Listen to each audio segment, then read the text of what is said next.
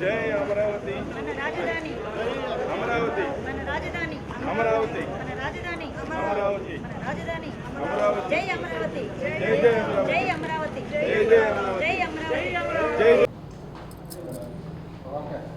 అందరికీ నమస్కారం. శాంతికుమారి, ఉమ్మడి నెల్లూరు జిల్లా గ్రంథాలయ సంస్థ చైర్పర్సన్. నిన్నటి రోజు చాలా గొప్ప విశేషమైనటువంటి రోజు. 5 కోట్ల ఆంధ్రుల ఆకాంక్ష నెరవేరినటువంటి రోజు. 3 ముక్కలాట ముగిసిపోయి ఒకే రాష్ట్రం, ఒకే రాజధానిగా అమరావతికి ముక్తి లభించిందని నేను భావిస్తున్నాను.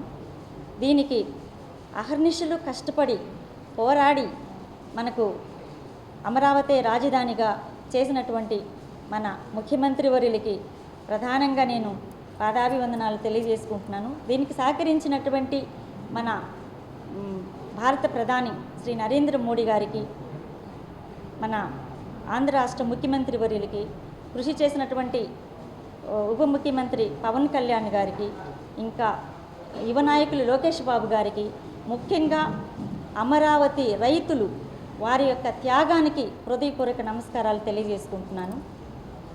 ఎప్పుడైనా ఈ కూటమి ప్రభుత్వమే అన్నిటికీ డెవలప్మెంట్ అంటే అది కూటమి ప్రభుత్వం ద్వారానే సాధ్యపడుతుంది.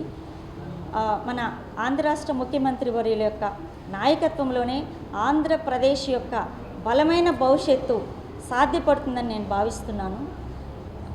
ఇది 5 కోట్ల ఆంధ్రులకి గర్వకారణం.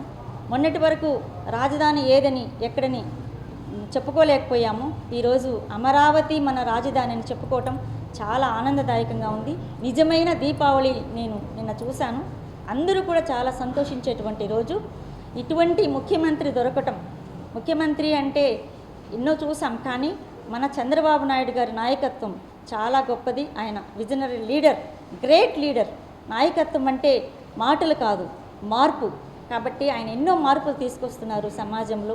యువతిని దృష్టిలో పెట్టుకున్నారు, మహిళల్ని దృష్టిలో పెట్టుకున్నారు, రైతుల్ని దృష్టిలో పెట్టుకున్నారు, ఆంధ్ర రాష్ట్ర భవిష్యత్తుని కూడా దృష్టిలో పెట్టుకొని అహర్నిశలు కష్టపడేటువంటి, నింగి నుంచి నేలకు దిగి వచ్చినటువంటి బాధ్యత చంద్రబాబు నాయుడు గారిని తెలియజేసుకుంటూ, ఈ అమరావతి రాజధాని అయినందుకు నేను అత్యంత ఆనందంగా హృదయపూర్వకమైన ధన్యవాదాలు అందరికీ తెలియజేసుకుంటూ నమస్కారం. Thank you so much.